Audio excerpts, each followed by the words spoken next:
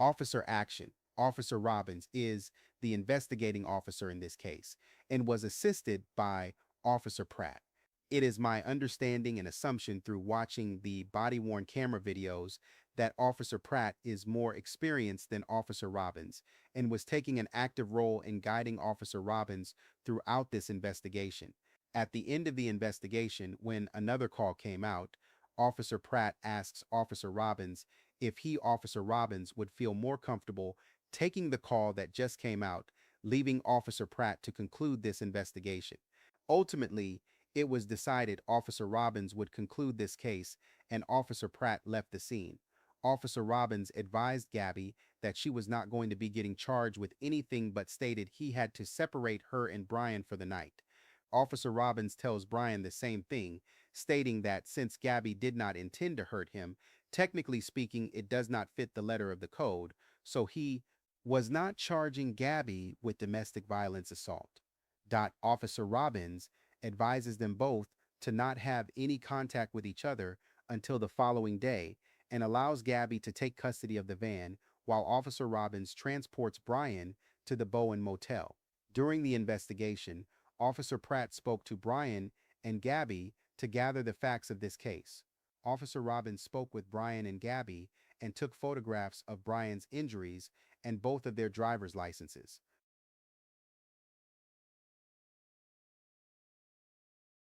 Summary and evidence. This section will include the initial complaint, the applicable Utah Code sections, and the applicable Moab City Police Department policies. If there are any other policy sections outside of the domestic violence policy, those sections will also be addressed.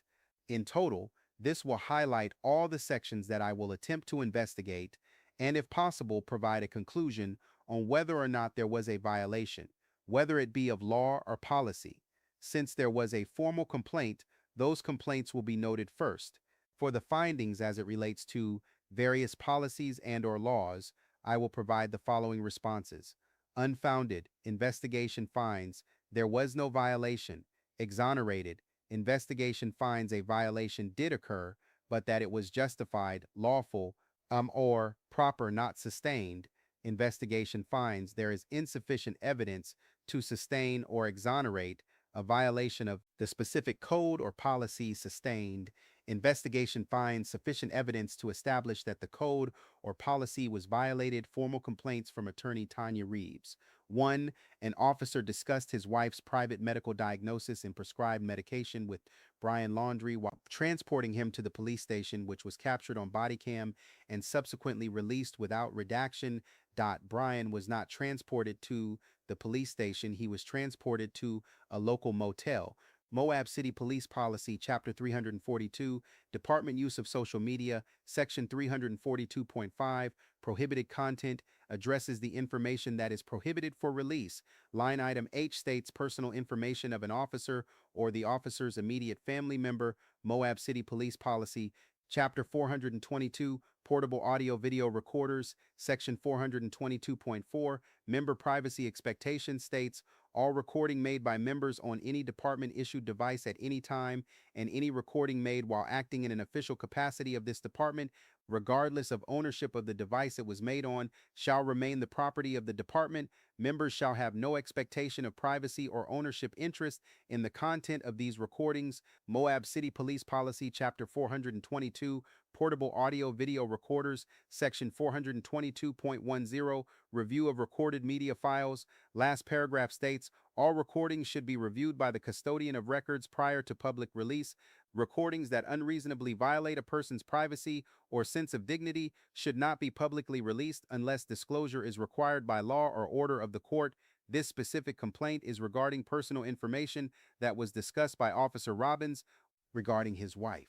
The complaint states Officer Robbins disclosed his wife's medical diagnosis and prescribed medication with Brian Laundrie. At no point during their discussion did Officer Robbins specifically disclose any of these things. Officer Robbins states his wife has anxiety and takes medication for it.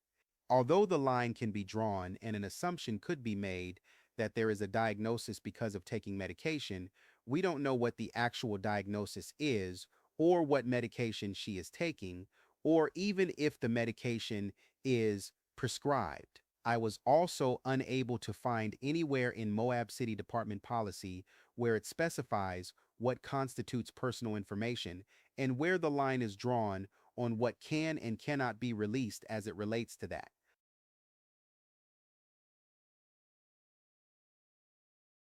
Officer Robbins and Officer Pratt spent approximately 75 minutes with Brian and Gabby and demonstrated throughout the contact their ability to have an authentic and respectful conversation regarding this incident. Um, During this interaction, Officer Robbins and Officer Pratt felt comfortable enough to share details regarding their personal lives that related to Brian and Gabby's relationship and this incident. Officer Robbins is aware his body worn camera is on and recording, and also knows, or should know, he has no expectation of privacy as it relates to his law enforcement interactions with the public. Additionally, while knowing his body worn camera is on, if Officer Robbins was comfortable sharing the generic details he did with Brian, it would be difficult to say that he unreasonably violated his wife's privacy or sense of dignity unless a complaint was made by Officer Robbins' wife herself. 2. Several officers discussed the legislature's intent to remove discretion from the responding officers in suspected domestic violence calls and strategize around how they can evade the imposition of legislative intent to arrest and/or cite suspects. This concern is addressed in detail later on in the report. To provide a brief response, I would disagree that the officers strategized a way around the statute. I would say the officers made a mistake by not reading the entire assault statute as well as misinterpreting the language in the statute. 3. An officer appears to carefully and deliberately coach Gabby Petito to answer questions regarding intent in a manner that would allow the officer to avoid issuing her a citation or arrest. Some of the statements made by Officer Pratt to Gabby during this questioning are below. Minus Officer Pratt tells Gabby he has a question for her and how she answered the question determined what happened next, and further states that she was the only one that could answer the question. Think very hard before you answer the question. When you slapped him those times, were you attempting to cause him physical pain or physical impairment? Gabby answers immediately, shaking her head side to side and stating, no. What were you attempting to do? What was the reason behind the slapping and stuff? What were you attempting to accomplish by slapping him? Gabby replies, I was trying to get him to stop telling me to calm down. Officer Pratt then says out loud, well, it doesn't sound like to me she attempted to injure him. I asked Officer Pratt if he recalled the manner in which he questioned Gabby regarding her intent. Officer Pratt stated he recalled telling Gabby to not answer quickly and to think about the questions before answering them. Officer Pratt said, I do recall telling her to think about it because it's important, and I think that's a fair thing to tell somebody. Officer Pratt said, you would have to assume that Gabby knew what answer Officer Pratt wanted her to give him, which he never provided her.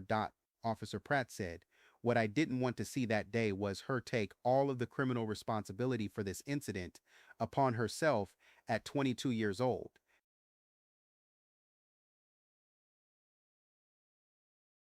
I asked Officer Pratt if he deliberately coached Gabby in her responses to his questions regarding her intent. Officer Pratt said he had no idea what she was going to say. Officer Pratt acknowledged that he could see why some people might think he coached her. Officer Pratt said, I truly did not know what she was going to say next.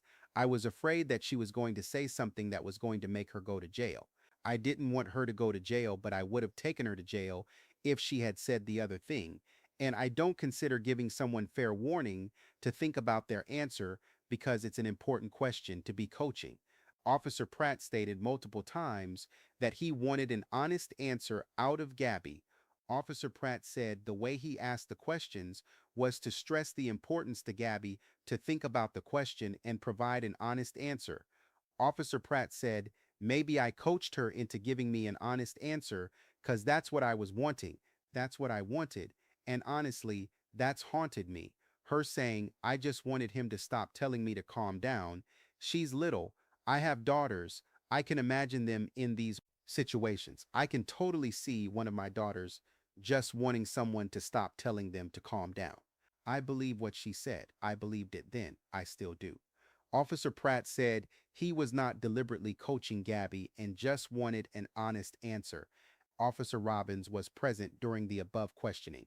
I asked Officer Robbins if he recalled this conversation, and he said, vaguely. I asked if Officer Robbins recalled the manner in which the questions were asked. Officer Robbins said he didn't, and only remembered Gabby being asked about the intent and her denying the intent to hurt Brian. 4.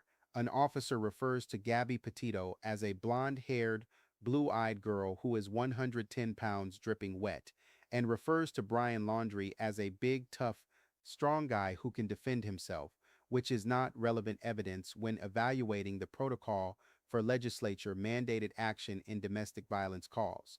Further, it is unclear why the eye and hair color of one of the subjects would be material to any analysis, and may suggest the officers were operating under a confirmation bias or that they were unconsciously influenced by stereotypes about who is involved in domestic violence.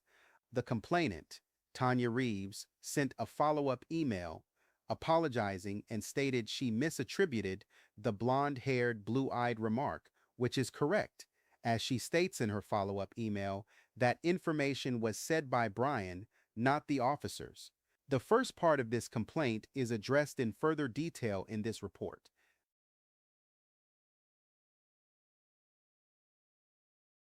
5. An officer makes disparaging references to the legislation relevant to this call in the presence of the subjects, claiming that he cannot treat the subjects differently because of the gender of the primary aggressor, and then proceeds to do precisely that while reviewing the body-worn camera footage. This topic is discussed on multiple occasions. Officer Pratt discusses with Brian, Gabby, and other officers the lack of discretion in these cases. When describing this to Brian and Gabby, he explains that it doesn't matter the gender and/or the size of whoever the primary aggressor is, or if the injuries are minimal. Officer Pratt states they have to treat all domestic violence assault cases the same. Officer Pratt tells Gabby that the law doesn't allow them to treat people different, stating, even if it makes no sense that you probably could not physically destroy this man the way that he could if he attacked you, we can't treat you different.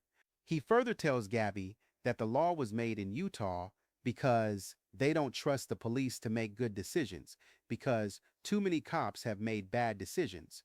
He goes on to say that is why they took discretion away on domestic violence cases, stating that whoever the primary aggressor is has to be charged. Officer Pratt tells Gabby, we literally have no choice. He does not want to press charges. We don't have any choice in this. He further states that if he had discretion, he would separate them for the night and tell them to stop hitting each other, but I lawfully don't have discretion here.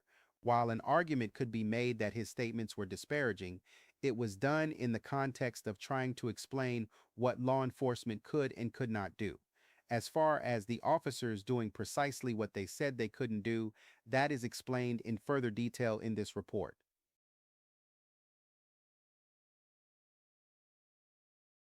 End of report 3. In the next video, we will continue to discuss the officer's actions. Thanks for watch. Don't forget to like and subscribe.